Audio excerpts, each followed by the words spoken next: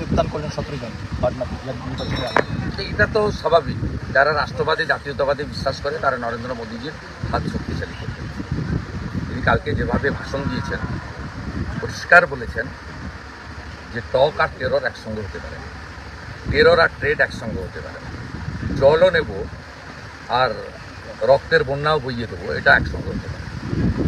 যেভাবে মাসুদ আজহারের বংশকে নির্বংশ করে দিয়েছে আমাদের এয়ারফোর্স, যেভাবে পাকিস্তানের 9টা বিমানবন্দরকে গুড়িয়ে দিয়েছে, তাতে তো মানুষ সবাই, দেশ থাকলে তো আমি থাকবো, আবাস যোজনায় বাড়ি বানাবো, বাড়িটা থাকবে তো,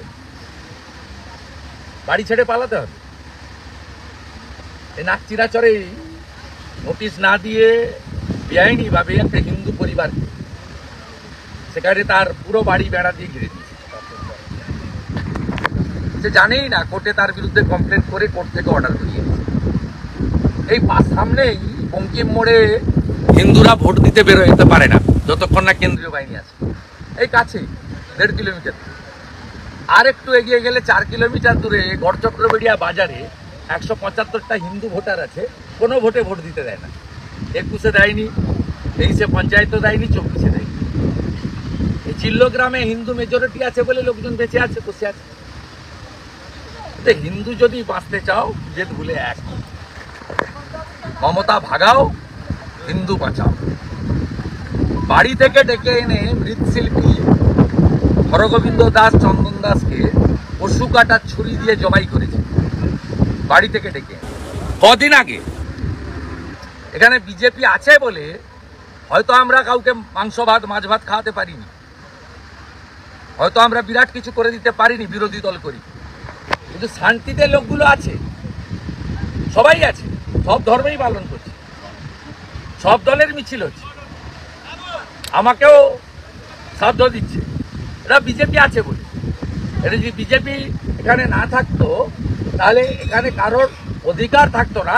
আর সরস্বতী বাজারে যে এত বড় মন্দির হচ্ছে, ওই মন্দিরটা এইরকম অবস্থায় করে থাকতো, বা বাকি যা আছে ইটা খুলে নিয়ে চলে যেত। অপারেশন সিঁদুরের সাফল্যে দেশজুড়ে তিরঙ্গা যাত্রা শুরু হচ্ছে। অপারেশন সিঁদুরের সাফল্যে দেশজুড়ে তিরঙ্গা যাত্রা শুরু হচ্ছে। তিরঙ্গা যাত্রা অলরেডি শুরু হয়ে গেছে, কালকে তো আমি হলদিয়াতে করেছি। আমাদের আর্মিদেরকে স্যালুট করার জন্য এটা করা উচিত।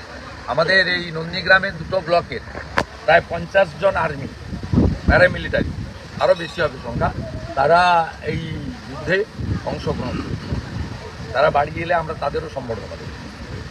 ঠিক আছে দাদা, ল্যাকটেড স্যালাইনে ফের অসুস্থ হয়ে এসএসকে মৃত্যু হলো বিপুলের প্রসূতি।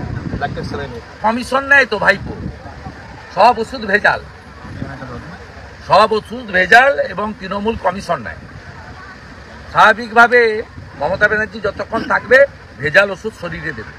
এই জন্য পশ্চিমবঙ্গ থেকে প্রত্যেক মাসে মিনিমাম 10 লক্ষ পেশেন্ট কটকে, ভেলোরে, বাঙ্গালোরে, হায়দ্রাবাদে, মুম্বাইতে চলে যায়।